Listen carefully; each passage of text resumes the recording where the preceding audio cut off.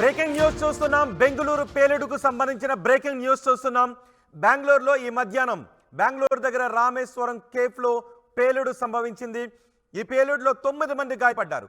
అయితే ఈ పేలుడుకు కారణం ఏంటి, ఈ పేలుడుకు ఎటువంటి పదార్థాన్ని ఉపయోగించారు అనే విషయంపై ఇప్పటికే విచారణ జరుపుతున్నారు. పేలుడు వెనుక ఉగ్రవాదుల హస్తం ఉంది అనే అనుమానాలను వ్యక్తం చేస్తున్నారు.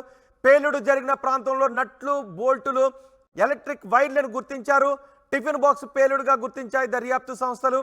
ఘటనా స్థలానికి తమ ఆధీనంలోకి తీసుకున్నాయి ఎన్ఐఏ. సిలిండర్ కాదు, బాంబు పేలిందని సిద్ధరామయ్య చెబుతున్నారు. ముందుగా అందరూ కూడా ఇది కేఫ్ కావడంతో సిలిండర్ పేలిందేమో అని అనుకున్నారు. కానీ పేలుడు జరిగిన ప్రదేశంలో చూస్తే అక్కడ నట్లు, బోల్టులు కనిపించాయి, కొన్ని వైర్లు కనిపించడంతో ఇది తీవ్రవాదుల పని ఉండొచ్చు అని అనుకుంటూ ఉన్నారు. సీసీ కెమెరా దృశ్యాలు, ఇతర ఆధారాలను పోలీసులు పరిశీలిస్తున్నారు. కేఫ్లో ఓ వ్యక్తి బ్యాగ్ గుంచినట్లుగా పోలీసులు అనుమానిస్తున్నారు. ఆ వ్యక్తి ఎవరు అనే దానిపై పోలీసులు ఆరా తీస్తున్నారు. కేఫ్ పరిసరాలలో అనుమానాస్పద కదలికలపై కూడా దర్యాప్తు జరుగుతోంది. ఈ బాంబు పేలుడులో 9 మంది గాయపడ్డారని ముఖ్యమంత్రి చెప్తున్నారు. మధ్యాహ్నం 12:55 రామేశ్వరం కేఫ్లో ఈ పేలుడు సంభవించింది. దీనిపై మరింత సమాచారం మా ప్రతినిధి లోకేష్ అందిస్తారు. లోకేష్, ఈ పేలుడుకు సంబంధించి అప్డేట్స్ ఏమన్నా వచ్చాయా? ఎవరు ఈ పనికి పాల్పడ్డారు? ఎటువంటి పేలుడు పదార్థాన్ని ఉపయోగించారనే విషయంపై ఏదైనా క్లారిటీ వస్తుందా? ఎస్ రోహిత్, ఏదైతే ఇవాళ మధ్యాహ్నం బెంగళూరులోని ఇటు వైట్ ఫీల్డ్ రామేశ్వరం కేఫ్ లో జరిగినటువంటి పేలుడు ఘటనకు సంబంధించి ఆర్టీవీ ఎక్స్క్లూజివ్ గా ఇమీడియట్ గా ఒక రిపోర్ట్ అయితే ఫైల్ చేసినటువంటి పరిస్థితి ఉంది. అందులో ఆర్టీవీ అనుమానించినటువంటి కథనాలే ఇక్కడ నిజమయ్యేటువంటి పరిస్థితి ఉంది. మన ప్రస్తుతం అక్కడ ఉండేటువంటి సాక్ష్యాధారాలు కావచ్చు, పోలీసులు కావచ్చు, ఫస్ట్ ఎక్స్పెక్ట్ చేసింది సిలిండర్ పేలినట్లుగా కూడా. అయితే ఆర్టీవీ అక్కడ ఉండేటువంటి స్టాఫ్ తో, రామేశ్వరం కేఫ్ లో పనిచేసినటువంటి స్టాఫ్ తో మాట్లాడింది. మనకు ఉన్నటువంటి సోర్సెస్ ప్రకారం పోలీస్ డిపార్ట్మెంట్ తో కూడా మాట్లాడడం జరిగింది. మధ్యాహ్నం మనం మాట్లాడుకున్నటువంటి లైవ్ లో కూడా ఇది సిలిండర్ పేలుడు కాదు, ఏదో మిస్టీరియస్ సంబంధించినటువంటి ఒక పేలుడు గానే కూడా మనము చెప్పడం కూడా జరిగింది. ఇప్పుడు అనుమానాలని నివృత్తి చేసే విధంగా ఇప్పుడు డిప్యూటీ సీఎం కావచ్చు, అదేవిధంగా సీఎం సిద్ధరామయ్య కావచ్చు ఇచ్చినటువంటి మీడియా బైట్ లో చాలా సంచలనాత్మకమైనటువంటి కథనాలు చెప్పినటువంటి పరిస్థితి ఉంది. మధ్యాహ్నం 1 గంట ప్రాంతంలో జరిగినటువంటి రామేశ్వరం కేఫ్ ఘటనకు సంబంధించి నిజంగానే ఓ అన్నోన్ పర్సన్ ఒక బ్యాగ్ ను తీసుకొని వచ్చి అక్కడ పెట్టడంతో ఆ బ్యాగ్ లో ఉండేటువంటి ఓ పదార్థం పేలడం వల్లే జరిగిందనేసి అని చెప్పి అనుమానంగా ఇటు పోలీసులు కూడా భావిస్తున్నటువంటి పరిస్థితి. ఏదైతే ఐఈడి ఎక్స్ప్లోజివ్స్ అంటే ఇది చాలా తక్కువ పేలుడు పదార్థానికి సంబంధించి, అంటే ఎక్కువ దీని దూరం ప్రభావం కావచ్చు లేదా అక్కడ నష్టం చేసేటువంటి ప్రభావం ఎక్కువ దూరం కానప్పటికీ కూడా పేలుడు సంభవించాలి, ఒక భయభ్రాంతులకు గురి చేసేటువంటి ఘటనకు కావాల్సినటువంటి ఎక్స్ప్లోజివ్ కి సరిపడేటువంటి ఒక పదార్థంగా కూడా చెప్పడం అనుకోవచ్చు. దీన్ని కూడా పోలీసులు భావిస్తున్నారు. ఇలాంటి పదార్థాన్ని ఒక బ్యాగ్ లో, ఒక టిఫిన్ క్యారేజ్ లో తీసుకుని వచ్చి అక్కడ పెట్టిన తర్వాత ఓల్డ్ నోకియా ఫోన్ ద్వారా దీన్ని ఆపరేట్ చేసినట్టుగా కూడా మనకు అందుతున్నటువంటి సమాచారం.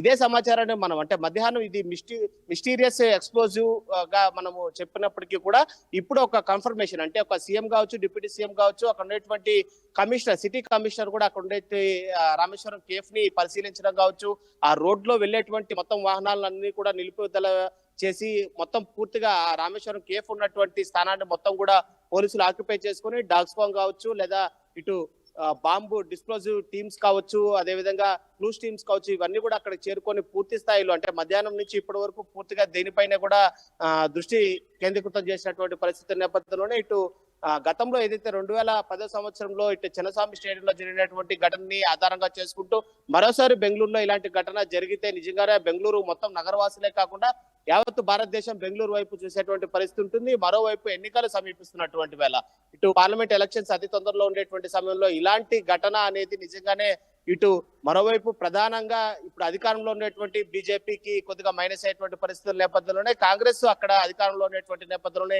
చాలా సీరియస్ గా తీసుకుంటుంది ఈ ఘటనని.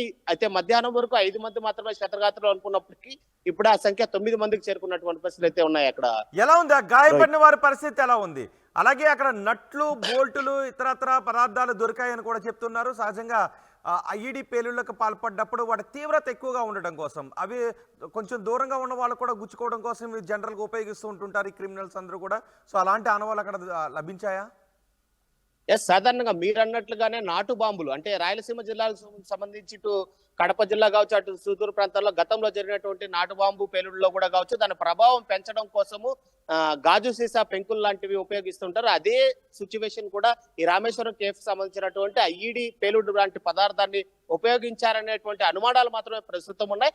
అక్కడ కూడా మీరు అన్నట్లుగా నట్లు, బోల్ట్లు, అదేవిధంగా ఎలక్ట్రికల్ వైర్లు లాంటి అంటే బ్లేడ్స్ లాంటివి దానిలో అంటే ఆ బ్యాగ్ లోనే ఇంక్లూడ్ చేసినట్లుగా కూడా మనకు సమాచారం అవుతుంది. దీనిపైన క్లారిటీ పోలీసు వర్గాలు ఇవ్వాల్సి ఉంది. ఈ అనుమానాన్ని ఇప్పటికే ఇంటెలిజెన్స్ అయితే మాత్రం సీఎం కి, డిప్యూటీ సీఎం కి రిపోర్ట్ చేసినటువంటి ఘటన అయితే మాత్రం ఎక్స్క్లూజివ్ గా ఆర్టీవీకి సీఎం సిద్ధరామయ్య బయట కూడా మనం ప్లే చేసుకున్నటువంటి పరిస్థితి అయితే మాత్రం మొత్తం మీద బెంగళూరులో ఈ సంఘటన అనేది ఒక్కసారిగా కూడా సౌత్ ఇండియా వ్యాప్తంగానే కాకుండా ఉండేటువంటి ఎన్నికల నేపథ్యంలోనే భారతదేశం మొత్తం కూడా ఒక్కసారిగా బెంగళూరు వైపు చూసేటువంటి పరిస్థితులు అయితే ప్రస్తుతం కనిపిస్తుంది.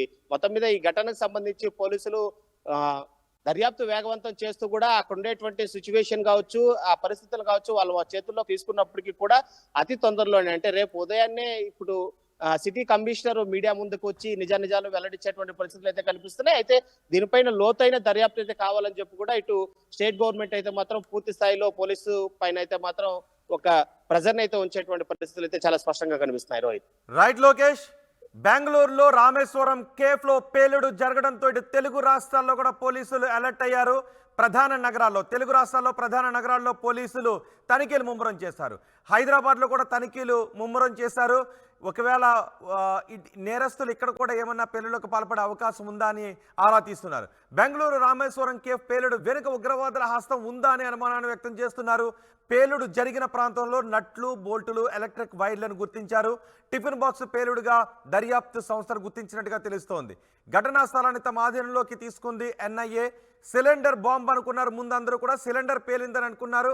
కానీ సిలిండర్ కాదు, బాంబే ఇది అని సిద్ధరామయ్య చెప్తున్నారు. సీసీ కెమెరా దృశ్యాలను, ఇతర ఆధారాలను పోలీసులు సేకరిస్తున్నారు. కేఫ్లో ఓ వ్యక్తి బ్యాగ్ ఉంచినట్లుగా పోలీసులు ప్రాథమికంగా నిర్ధారించారు. ఆ వ్యక్తి ఎవరనే దానిపై పోలీసులు ఆరా తీస్తున్నారు. కేఫ్ పరిసరాలలో అనుమానాస్పద కదలికలపై దర్యాప్తు జరుగుతోంది. బాంబు పేలుళ్ల ఘటనలో 9 మందికి గాయాలయ్యాయి.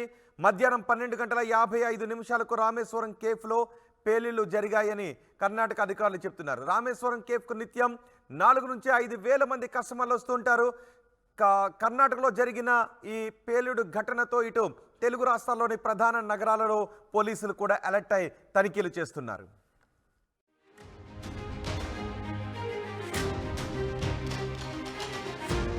ఆధీనంలోకి తీసుకుంది ఎన్ఐఏ. సిలిండర్ బాంబ్ అనుకున్నారు ముందు అందరూ కూడా, సిలిండర్ పేలిందని అనుకున్నారు. కానీ సిలిండర్ కాదు, బాంబే ఇది అని సిద్ధరామయ్య చెప్తున్నారు. సీసీ కెమెరా దృశ్యాలను, ఇతర ఆధారాలను పోలీసులు సేకరిస్తున్నారు. కేఫ్లో ఓ వ్యక్తి బ్యాగ్ ఉంచినట్లుగా పోలీసులు ప్రాథమికంగా నిర్ధారించారు. ఆ వ్యక్తి ఎవరనే దానిపై పోలీసులు ఆరా తీస్తున్నారు. కేఫ్ పరిసరాలలో అనుమానాస్పద కదలికలపై దర్యాప్తు జరుగుతోంది. బాంబు పేలుళ్ల ఘటనలో 9 మందికి గాయాలయ్యాయి. మధ్యాహ్నం 12:55 రామేశ్వరం కేఫ్లో పేలుళ్లు జరిగాయని కర్ణాటక అధికారులు చెప్తున్నారు. రామేశ్వరం కేఫ్కు నిత్యం 4 నుంచి 5 వేల మంది కస్టమర్లు వస్తుంటారు. కర్ణాటకలో జరిగిన ఈ పేలుడు ఘటనతో ఇటు తెలుగు రాష్ట్రాల్లోని ప్రధాన నగరాలలో పోలీసులు కూడా అలర్ట్ అయి తనిఖీలు చేస్తున్నారు.